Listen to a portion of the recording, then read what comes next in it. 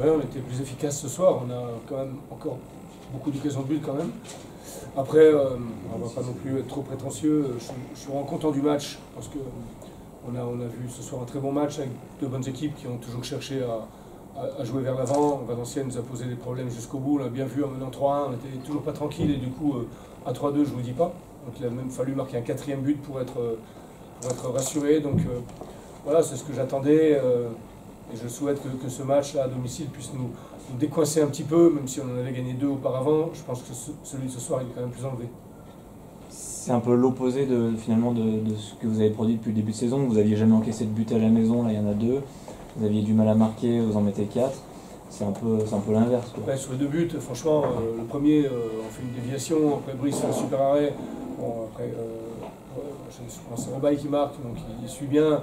Le deuxième, c'est un tir contré, moitié dévié. Bon voilà, mais après, Valenciennes a su se montrer dangereux quand même, a sollicité aussi notre défense. Voilà. Mais sur ces 2 buts-là, on ne peut pas dire qu'on était forcément hors de position sur le coup. Bon, mais je ne veux pas être trop royaliste et voilà, quand on gagne 4-2, on ne peut pas regretter de prendre 2 buts parce qu'à un moment donné, il ne faut pas tout vouloir. Donc, je trouve que ce soir, on était dans un excellent état d'esprit. Je trouvais des gens frais dans leur tête, aborder le match avec confiance et sans complexe, comme je leur avais demandé. Le repositionnement de Florian, il porte ses fruits en l'occurrence. Ouais, ce soir, ça porte ses fruits. Je suis content pour lui parce que ça fait depuis le début de saison qu'il n'est pas loin. Voilà, et un garçon que tout entraîneur aime avoir dans son effectif. Je pense qu'il c'est pas le seul, hein, mais il n'a pas raté un entraînement de l'année depuis le début de saison.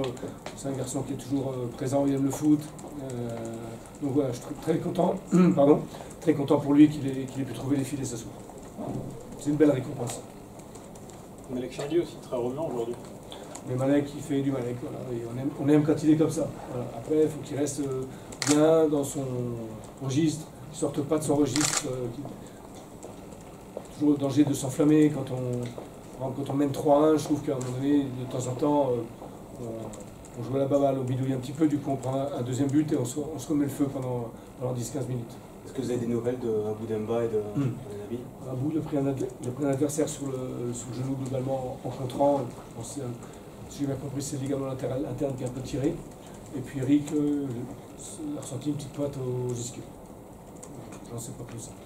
Ce que je sais, c'est qu'il a fallu repositionner assez rapidement notre défense à la mi-temps avec 2 changements sur 2 défenseurs.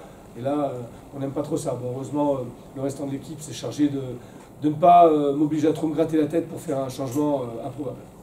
Ce duo entre Sotoka et Chergui, c'est un peu le feu et la glace, ça se complète finalement plutôt bien. Oui, de toute façon, les joueurs qui aiment le foot, le jeu, ils se trouvent d'une manière naturelle. Je pense qu'on peut leur ajouter un peu Benet qui a joué vraiment dans son rôle ce soir, d'un bon technicien, passeur, etc. Et tout ça, c'est quand même très intéressant. Malek et Flo, après, ce sont des garçons qui nous donnent de la profondeur aussi, surtout Malek, quand même un garçon de profondeur, malgré son allure un peu pataude comme ça. C'est un garçon qui est vraiment en kikinant pour l'adversaire. C'est un peu ce que je lui demande et il le fait bien. C'est bien pour lui aussi, quand on sait d'où il vient, qu'il soit récompensé comme ça.